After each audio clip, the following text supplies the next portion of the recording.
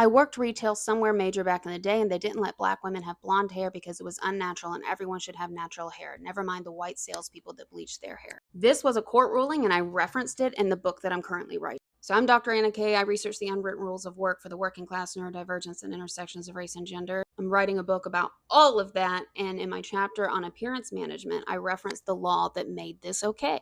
The law has been inconsistent in which races are allowed appearance protections at work. For example, Santi versus Windsor Court Hotel Limited 2000 ruled that an employer could ban black women dyeing their hair blonde, but not white women.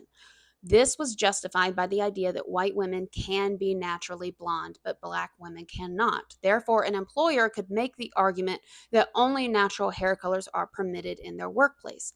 However, this ruling did not consider that only 5% of North American adults are naturally blonde.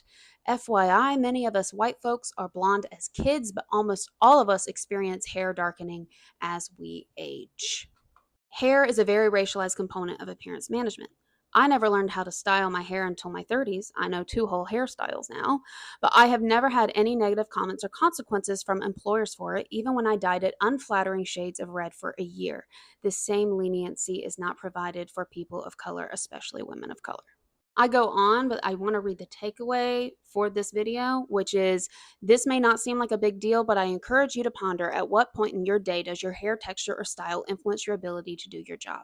Of course, there are certain jobs where your hair needs to be kept away, such as food service. However, even in that case, braids are very tidy and long ones can still be put in a ponytail or a bun. It's extra labor to do this. It has no organizational benefits. It can even limit organizational benefits by reducing talent. But as I've said before, and I'll say again, a lot of business decisions are not to make more money, actually. They are to feel powerful. And if you don't want to do this and you want to be a better leader, you need to ask yourself more questions about the unwritten rules of work and who they impact.